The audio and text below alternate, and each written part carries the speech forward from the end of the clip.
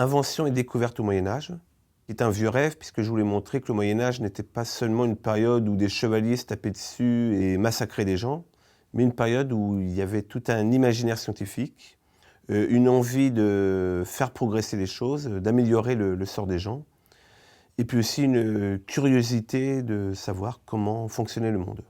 Ça va du voyage géographique avec Marco Polo, l'optique.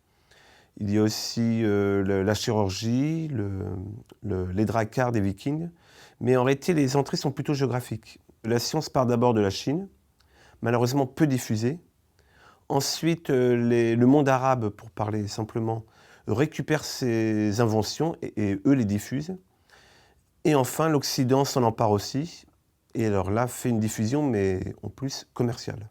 Une invention qui est facile à comprendre et justement la plus importante du Moyen-Âge, c'est le moulin à eau. Bon, tout le monde sait comment marche un moulin à eau et ce qu'il faut savoir, c'est que c'est vraiment la machine industrielle de l'époque, puisque avec le moulin à eau, on peut tout bâtir, la bière, la peau pour ensuite faire des manuscrits, mais on peut aussi battre le blé, on peut aussi fabriquer du pain, on peut s'en servir pour faire fonctionner une forge, on peut s'en servir en fait pour tous les éléments de la vie. Et on s'aperçoit d'ailleurs, c'est aussi le but d'un de ces livres, que la science et la religion n'étaient pas toujours en opposition, puisqu'en fait les moines étaient les inventeurs de tous ces moulins. Et les moines en fait ont fait fonctionner toutes les inventions et toute la science à peu près jusqu'à la fin du XIIIe. Puisque c'est là qu'il y a malheureusement une séparation entre la science et l'Église.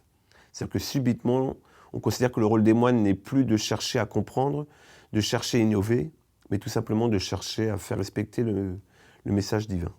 Ce livre était un des premiers, en tout cas aux éditions Ouest France, à bénéficier quand même d'un renouveau dans le monde des bibliothèques, c'est-à-dire la numérisation des fonds anciens.